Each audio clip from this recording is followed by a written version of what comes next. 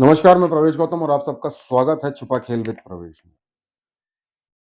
कहते हैं यदि शिद्दत के साथ किसी को चाहो तो पूरी कायनात उसको मिलवाने में आपकी मदद करती है। एक डायलॉग था फिल्म का, लेकिन भोपाल रेल मंडल में कुछ इस डायलॉग का कुछ उल्टा ही चल रहा है।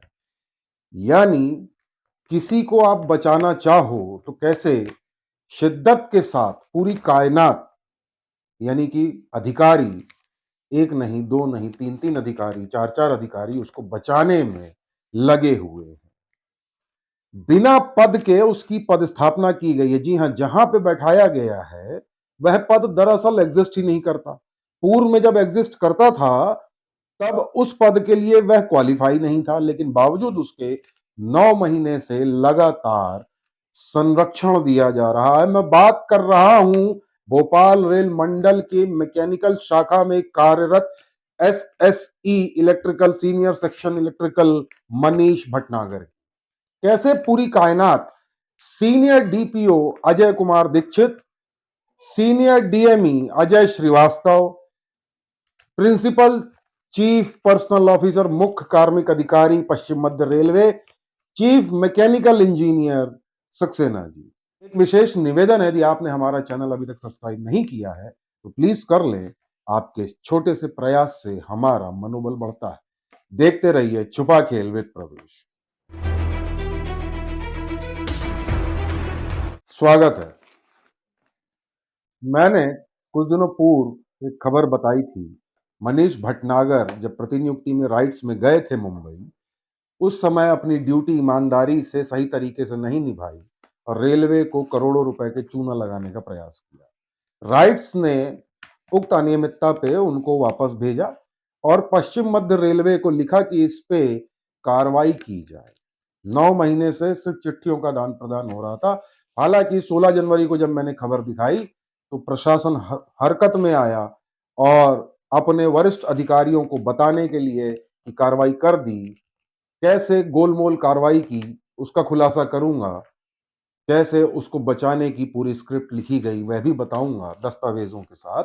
साथ ही यह भी बताऊंगा कि मनीष भटनागर की पोस्टिंग कैसे संदेहास्पद है और उसके ऊपर सीएमई, शायद सीएमई पश्चिम मध्य railway chief mechanical engineer Saxena ji, PCPO principal chief personnel officer पश्चिम मध्य railway, senior DPO Bhopal rail मंडल अजय कुमार दीक्षित, सीनियर डीएमई, सब के सब बचाने में लगे हैं।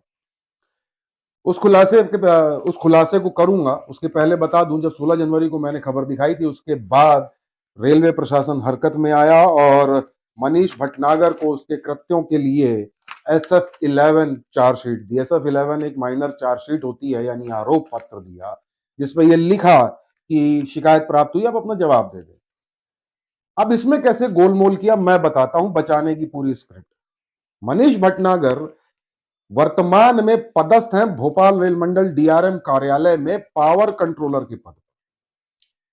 ध्यान रखिएगा, पावर कंट्रोलर के पद पर। इस पे आगे आ रहा हूं, लेकिन उसके पूर्व बता देता हूं। उनका कैडर कंट्रोलिंग जो ऑफिसर है वो सीनियर डीएमई ऑपरेशन या फ्रेट अजय श्रीवास्तव जी। रेलवे के नियमानुसार मनीष भटनागर को चार्जशीट, जहां तक मेरी जानकारी है, सीनियर डीएमई ऑपरेशन को देना था। यदि वह देने में असफल होते हैं तो कार्मिक शाखा के सीनियर डीपीओ अजय कुमार दीक्षित को देना, पर दोनों ने नहीं दिया। गोलमोल करके senior DME diesel shed Jitendra Srivastava पर दबाव बनाया और उनके द्वारा चार्जशीट दिलवाई गई। सील साइन है, मेरे पास दस्तावेज। इस चार्जशीट के बाद उस पर क्या होगा मैं बताता हूं। माइनर चार्जशीट है, इसमें यदि आरोप साबित होते हैं, अधिकतम क्या होगा, एक आध वेतन वृद्धि रोक दी जाएगी, एक आध साल के लिए फ्रीज कर दिया जाएगा, बस उसके बाद आप खुली छूट। यानी आप करोड़ों का खेल करिए, लाखों रुपए अपनी जेब में भरिए, एक आध वेतन वृद्धि जो साल में लाख 1.5 लाख का बेनिफिट होता है वो नहीं मिलेगा। कोई बात नहीं, इकट्ठा 12 लाख लिए एफडी कर दीजिए, सरकार ने बहुत सारी सुविधाएं दी हैं, पैसा उससे ज्यादा मिल जाएगा। 2 साल 3 साल बाद सब भूल जाएंगे, आप प्रमोशन ले लीजिए। बहरहाल इस SF-11 को इसलिए कमजोर माना जा रहा है कि जब इस पे जो भी आरोप यदि साबित होते हैं तो यही 2-3 छोटी सजा दी जाएगी, जिसके विरोध में वो अपील में जा सकता है। कौन? मनीष भटनागर। और जब अपील में जाएगा तो वहां पे अपीली अधिकारी इस एवज में उस आदेश को निरस्त कर सकते हैं कि जितेंद्र श्रीवास्तव को तकनीकी रूप से SF11 देने का अधिकार नहीं, सक्षम अधिकारी नहीं है। क्यों? क्योंकि जिस दिनांक को Jitendra Srivastava senior DME diesel shed Itarsi ने मनीष भटनागर को SF11 दी है, उस तारीख को मनीष भटनागर उनके अधीन कार्यरत नहीं है, वो DRM ऑफिस में कार्यरत। तकनीकी आधार पे यह चार्जशीट सीनियर DPO को देनी चाहिए थी, अजय कुमार दीक्षित। यदि वो नहीं दे रहे हैं तो उसके कैडर कंट्रोलिंग ऑफिसर यानी सीनियर DME फ्रेट या ऑपरेशन कह लूं, उनको देनी चाहिए थी। यानी पहले ही से पूरी स्क्रिप्ट लिख दी गई, हल्ला मचा तो एक नोटिस दे दिया SF11 और महीने भर के अंदर 6-8 महीने के अंदर मामला रफा दफा कर दिया जाए। बहरहाल अब मैं आता हूं मनीष भटनागर को बचाने के लिए कैसे पूरी कायनात इकट्ठा है। मैंने 4 अधिकारियों के नाम लिए हैं, PCPO पश्चिम मध्य रेलवे, CME चीफ मैकेनिकल इंजीनियर जिनके अंडर में पूरा मैकेनिकल शाखा आती है, सक्सेना जी। आपको बता दूं सक्सेना जी का भोपाल आगमन है काफी होता है और जहां तक मेरी जानकारी है उनके यहाँ रिश्तेदारी भी है, शायद घर भी है, यानी भोपाल के अधिकारियों से दोस्ती जरूरी है। क्या पता रिटायरमेंट के समय घर बनवा रहे हो, मदद कौन करेगा? भोपाल के अधिकारी शायद। खैर मैं नहीं जानता क्या सच्चाई है, पर ऐसी बातें सुनने में आती। बहरहाल उनको भी ये जानकारी है, लेकिन उन्होंने भी अपने मातहत कार्य करने वाले सीनियर DME ऑपरेशन को कोई निर्देश नहीं दिए। PCPO को इसलिए कि राइट्स ने लेटर लिखा था PCPO को, तो PCPO को कार्रवाई करनी थी। बहरहाल मनीष भटनागर जब राइट से प्रतिनियुक्ति से वापस आए अप्रैल 2022 में, तो कार्मिक शाखा ने एक आदेश निकाला। उस आदेश के तहत उसको सीनियर DME ऑपरेशन के अंतर्गत पोस्ट कर दिया, पोस्ट सहित, यानी इटारसी से पोस्ट उठा के ले आए और यहां दे दिया। लेकिन काम क्या करेगा, ये कौन डिसाइड करेगा? यह डिसाइड करेंगे senior DME operation freight Ajay Srivastava. क्या डिसाइड किया? उसको बैठा दिया पावर कंट्रोलर बना के, यानी कंट्रोलर, पावर कंट्रोलर वह पद है जिसमें डीजल के जो इंजन चलते हैं उनको देखना होता है, मूवमेंट कंट्रोल करनी होती, मैनेज करना होता है। रेलवे के नियम अनुसार पावर कंट्रोलर वही बन सकता है जिसको ट्रेन इंजन लोको चलाना आता हो, यानी loco pilot, senior loco pilot हो, या फिर CLI चीफ लोको इंस्पेक्टर, यानी जिसको इंजन के बारे में, रूट के बारे में पूरा आइडिया रहता है। सीधी सी बात है साहब, गाड़ियों को कौन कंट्रोल कर सकता है? जो गाड़ी चलाना जानता हो। क्या SSC मनीष भटनागर गाड़ी चलाना जानते हैं? सवाल नंबर 1। मैं आपको बता दूं शायद नहीं। दूसरी बात आप जो चौंकाने वाली भी और भी है कि पावर कंट्रोलर यानी डीजल में पावर कंट्रोलर का पद सरेंडर किया जा चुका है, यानी खत्म हो चुका है।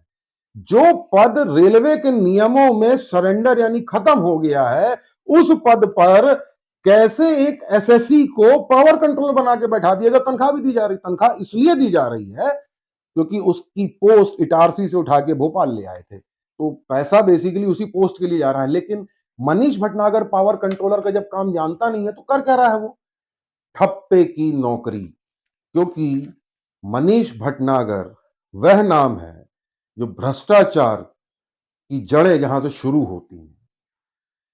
ये दस्तावेज तो लगभग यही कह रहे हैं। और एक बात आपको बता देता हूं, पावर कंट्रोलर का जब पद नहीं है तो वहां पहली चीज बैठाया किसने, वह आदेश जारी किसने किया, संदेहास्पद है, क्योंकि यह आदेश जारी करना था सीनियर DME ऑपरेशन को। इस बात की जानकारी मेरे अलावा, मैंने सवाल भी पूछे थे, जनरल मैनेजर सुधीर कुमार गुप्ता जी को भी है, लेकिन सुधीर कुमार गुप्ता जी अपने अधिकारियों पे इतना भरोसा करते हैं कि शायद रिटायरमेंट के बाद उनकी इज्जत बनी रहे, यह सोचकर शायद बोल रहा हूं, उन पे कोई कार्रवाई नहीं करते, ना कोई दिशा निर्देश देते। अरे कम से कम इतना तो करिए GM साहब कि जो पद नहीं है उस पद पे एक अधिकारी कैसे बैठा दिया गया, यही पूछ लीजिए। लेकिन उम्मीद बेईमानी है। सीनियर DPO अजय कुमार दीक्षित कार्मिक शाखा के मंडल में वरिष्ठ अधिकारी हैं। उनकी जिम्मेदारी यह बनती है कि किसी भी कर्मचारी या अधिकारी की पोस्टिंग नियमानुसार हुई है या नहीं, यह देखना। क्योंकि तनख्वाह जब कार्मिक विभाग वेरीफाई करता है तब फाइनेंस वाले रिलीज करते हैं। तो कार्मिक वाले ये कैसे वेरीफाई कर दिए कि पावर कंट्रोलर जो पद है नहीं उस पे बैठे हुए बंदे की अटेंडेंस शीट आती है। हमारे पास समस्त दस्तावेज उपलब्ध है।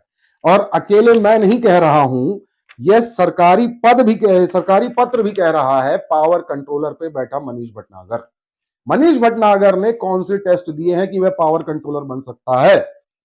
आपको बता दूं, यह कोई नहीं देगा। क्यों? क्योंकि मनीष भटनागर जैसे भ्रष्ट अधिकारी, मैं भ्रष्ट इसलिए कह रहा हूं क्योंकि प्रमाणित आरोप है, राइट्स की चिट्ठी है, SF11 दिया गया है, और यदि उसको कोई संरक्षण दे रहा है तो स्वाभाविक सी बात है वह ईमानदार तो नहीं होगा।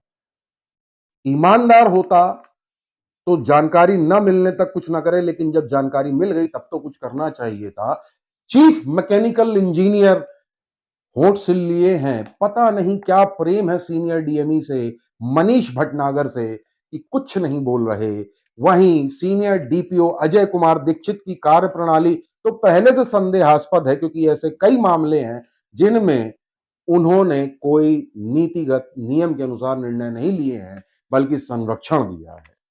आपको बता दूं, Ajay Kumar Dikshit senior DPO Bhopal rail मंडल के ऐसे ही दो और बड़े खुलासे जिसमें प्रमाणित तौर पर, प्रमाणित कह रहा हूं, प्रमाणित तौर पर भ्रष्टाचार की बात सामने आई है, दस्तावेजों के साथ अगले पार्ट में खुलासा करूंगा। हमारे चैनल को सब्सक्राइब कर लीजिए ताकि अजय कुमार दीक्षित के और भी क्रियाकलाप, यानी जिसको कार्मिक शाखा का मुखिया बनाया गया है, जिसको यह देखना है कि रेलवे रूल्स का पालन कोई भी कर्मचारी अधिकारी कर रहा है या नहीं, जब वही नियमों को दरकिनार करते हुए ओवर कॉन्फिडेंट होकर खुल्लम खुल्ला भ्रष्टाचार कर रहा है। अगला पार्ट, रेलवे में नौकरी बिकती है, बोलो खरीदोगे, पैसा दोगे तो नियम विरुद्ध नौकरी भी मिल सकती है। अगले पार्ट में खुलासा करूंगा। हमारा प्रयास कैसा लगा जरूर बताइएगा, और हो सके तो जनरल मैनेजर सुधीर कुमार गुप्ता जी से सवाल जरूर करिएगा। नहीं कर सकते तो मेरा यह वीडियो उन तक पहुंचा दीजिएगा, शायद थोड़ी सी हरकत वह कर दें और मनीष भटनागर को जो ओरिजिनल काम है SSC उसमें भेज दें। जांच चलती रहे लेकिन काम तो करे, क्योंकि 8 महीने उसने क्या काम किया इसकी कोई जानकारी किसी के पास नहीं। अगला वीडियो जरूर देखिएगा। सीनियर डीपीओ अजय कुमार दीक्षित की कार्यप्रणाली, सरकारी नौकरी, रेलवे में सरकारी नौकरी बिकती है, बोलो खरीदोगे। बहुत बहुत धन्यवाद।